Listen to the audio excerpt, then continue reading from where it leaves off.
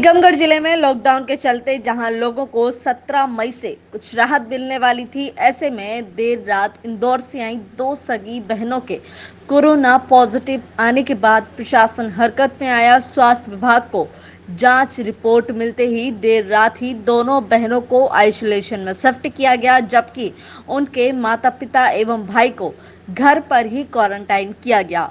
दो लड़कियों के कोरोना पॉजिटिव मिलने के बाद एक बार फिर ये मुद्दा गर्म हो गया है कि रेड जोन से आने वाले लोगों को घर पर क्वारंटाइन किया जाना कहाँ तक उचित है।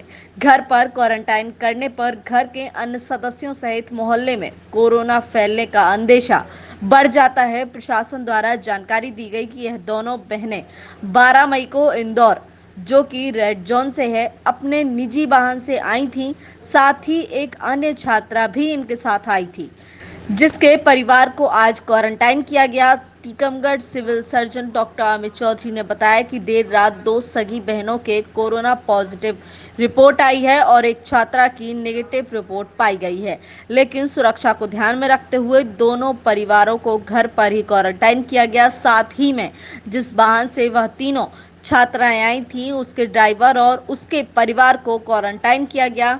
दोनों छात्राओं की रिपोर्ट जैसे ही पॉजिटिव आई, प्रशासन द्वारा पूरे शहर को दा से लॉकडाउन किया गया। साथ ही पपौरा चौराहा और पुरानी टेरी रोड पर आवागमन पूरी तरह प्रतिबंधित कर दिया है।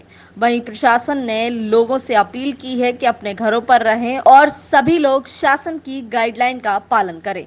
ये कल रात में हमें बीएमसी सागर से इसकी रिपोर्ट लेट नाइट प्राप्त हुई थी, दो पॉजिटिव केसों की।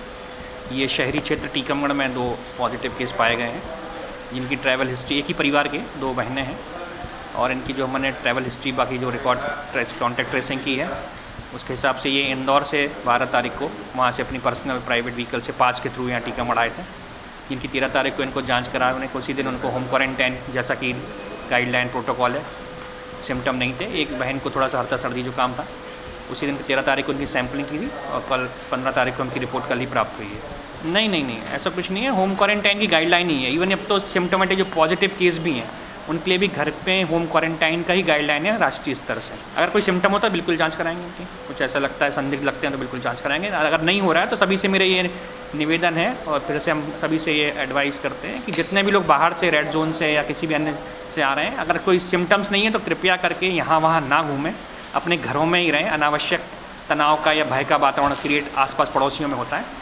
तो हमसे सभी से यही निवेदन है कि अगर आप रेड जोन से किसी अन्य शहर या राज्य से आ रहे हैं तो कृपया पर 14 दिन तक घर पे ही रहें। यदि आपको कुछ भी थोड़ी सी परेशानी लगती है तो कभी भी किसी भी टाइम आके जिला अस्पताल में अपनी जांच करा सकते हैं। हम सैंपलिंग भी करने के लिए तैयार हैं, लेकिन कृपया शासन का, प्रशासन का, स्वास्थ्य विभाग का कोऑपरेट करें।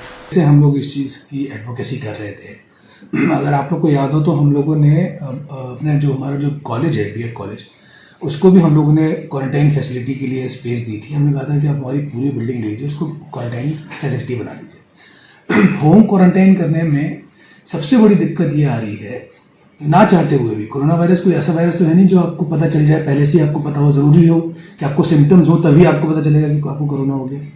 ये एक नॉन सिम्टोमेटिक टाइप का वायरस है जो बहुत लंबे समय के बाद सिम्टम्स दिखाता है।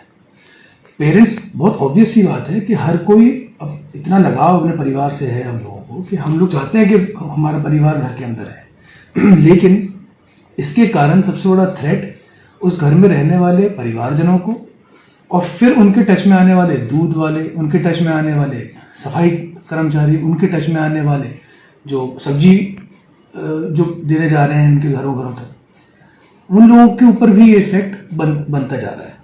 तो मैंने बहुत दिनों पहले, बहुत कम से कम 20 दिन पहले हम लोगों ने इस चीज़ की एडवोकेसी की थी, और मैं अभी भी कह रहा हूँ कि होम क्वारंटाइन करने का मतलब ये नहीं है कि वो लोग बाहर नहीं निकल रहे हैं या वो दूसरों को इन्फेक्ट नहीं कर रहे हैं। तो मेरा ये निवेदन है, और मैं बहुत दिनों से निवेदन कर रहा हूँ कि प्रशासन को इस तरफ ज़्यादा सोचना चाहिए। इस तरीके से प्रशासन के ऊपर भी प्रेशर कम होगा